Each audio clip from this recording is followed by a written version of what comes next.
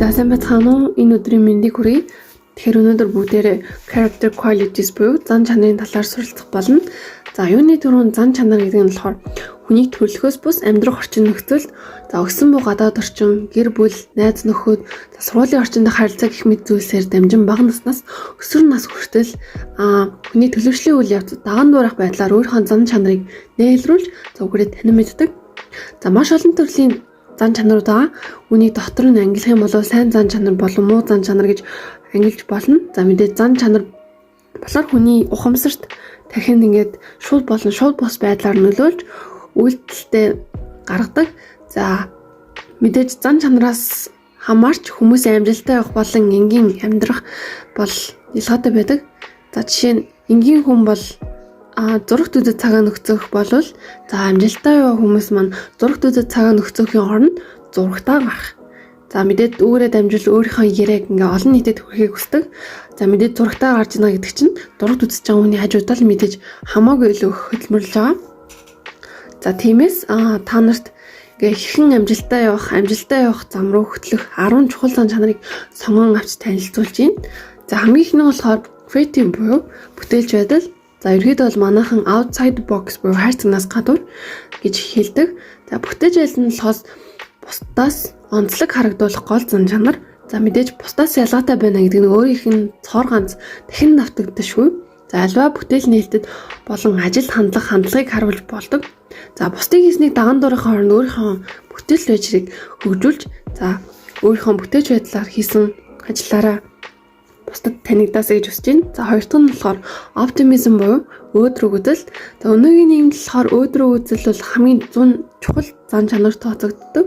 За цар тахлын үед болохоор маш олон хүн эрүүл мэнд амнаас сэтгэл санаагаар хохирсон. За мэдээж өөдрөг үзэлтэй хүн бол цар тахлын үед сэтгэл санаагаар хохирохоос илүүтэйгээр өөрийгөө авч үзэж чаддаг. За тиймээс тэрхүү хүмүүсийг маань тойроод ингээ хэрэг орчин зөв хүмүүс хүрээлж ядаг. Тэгэхээр ерөнхийдөө бол өөдрөг үзэлтэй байж орчин тойрныг гэрэлтүүлж яваарай гэж хүсэж байна. За гурав дахь нь болохоор loyalty буюу үнэн жадал. За үнэн жадал нь болохоор тухайн хүнийг илтгэхүйц итгэл даахүйц найдвартай хэмэх мэдрэмжийг бусдад төрүүлдэг. За хэрвээ та өөрийнхөө үнэн цэнийг мэдрүүлэхийг хүсч байвал үнэн жааж итгэл даахүйц байх гэж хичээгээрэй. За хэн ч өөрөөс нь урвсан хүн дахиж цаашлаад итгэхгүй тиймээс энэ боломжийг алдаж болохгүй шүү гэж хэлмээр байна. За дөрөвт нь болохоор curiosity буюу сониуц зан. За энэ хүү зан чанар болохоор маш олон боломжийг нээж өгдөг. За аль зүйлийг мэдэх хүсэл нь, сурах хүсэл нь маш олон төрлийн ач холбогдолтой ба. За мэдлэгийн хүрээгээ дэлхийн зазуугаар за миний өмнө нь дурдсан бүтээлч байдалтай хосууллан үзэрэй гэж хүсэж байна. За тавт нь болохоор generosity буюу тусч байх. За хүн туслан гэдэг нь хамгийн дээд хэм зан чанар байдаг. За тусчхан ихэвчлэн үнэнч за өөдрөг үзэлтэй хүмүүс байдаг. За мөн тусч хүнийг хүрээлээд маш олон эерэг хүмүүс хүрээлж ядаг. Тиймээс хизээ нэг өдөр хариу нэг өгöd тусч нь өөрт чинь маш олон ахтай зүйлийг авчина. За мөн хүндлэлийг мэдэрч болно. Үүнээсээ хүмүүс ад жаргалыг мэдэрдэг. 6-ад нь болохоор self control. За яагаад өөрийгөө удирдахыг оруулсан бэ гэхээр за ямар ч нөхцөлд өөрийгөө удирдах хийж буй үйлдэлээ хэлж бүүгээ хянууртай нөхөртэй байх нь амжилтын 10-1 байр суурь буюу амжилтанд хүрэх 10 замын заавал нэгтэн багтдаг. За тиймээс өөрийгөө хийж буй үйлдэлийг хянаж ямарваа нэгэн эрсдлээс өөрийгөө хол байлгаарай гэж хүсэж байна. За 7-д нь болохоор хариуцлагатай байх.